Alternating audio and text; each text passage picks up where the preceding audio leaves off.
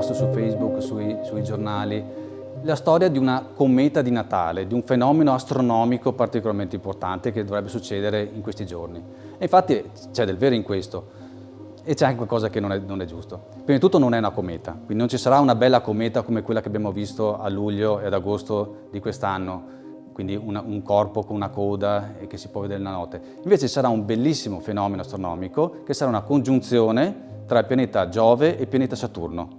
Quindi nel cielo noi potremo vedere questi due pianeti allineati prospetticamente, cioè potremo vederli molto vicini nel cielo, anzi addirittura così vicini che sembreranno quasi formare una sola stella. Questo fenomeno è un fenomeno che è abbastanza raro.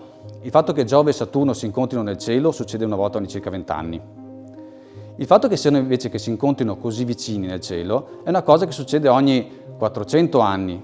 L'ultima volta fu, per esempio, nel 1623, che Galileo e Keplero, per esempio, fecero le osservazioni di questo fenomeno e ne trassero anche degli spunti per tutte quante la discussione che c'era all'epoca.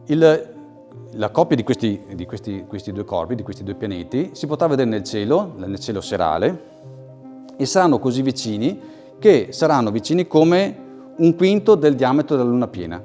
Quindi a malapena proprio distinguibili a occhio nudo. L'occhio nudo riesce a vedere due stelle vicine 3 primi d'arco, mentre loro saranno distanti 6 primi d'arco. Quindi se voi riuscite a vedere questo fenomeno ad occhio nudo, senza un binocolo, senza un telescopio, vuol dire che avete una vista eccellente.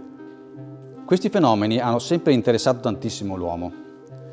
Infatti Keplero riuscì a ricostruire che molto probabilmente all'epoca della nascita di Gesù Cristo ci fu un fenomeno astronomico di questo tipo che attrasse l'attenzione di tutti quanti gli astronomi. E quindi probabilmente questi magi furono attratti da questa congiunzione, questa tripla congiunzione tra Giove e Saturno, che durò molti mesi, che appunto rappresentava un qualche cosa che aveva a che fare con il re, con la regalità. Quindi il Vangelo di Matteo, che parla di questo astro che comparve nel cielo, probabilmente non era una cometa, ma era bensì una tripla congiunzione di Giove e Saturno, come quella che noi vedremo il 21, la sera del 21.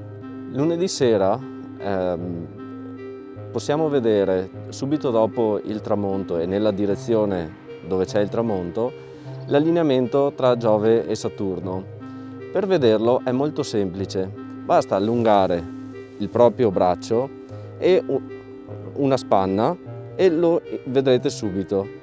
Al di là che è il primo oggetto luminoso che vedete subito dopo il tramontare del Sole.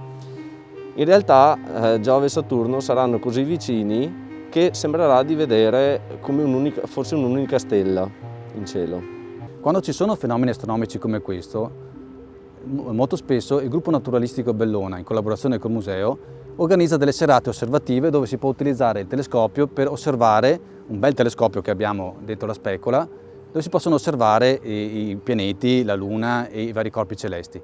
Purtroppo in questo momento non è possibile, per via della pandemia, organizzare questo tipo di eventi che purtroppo tenderebbero a fare delle vicinanze purtroppo non compatibili con le regole vigenti.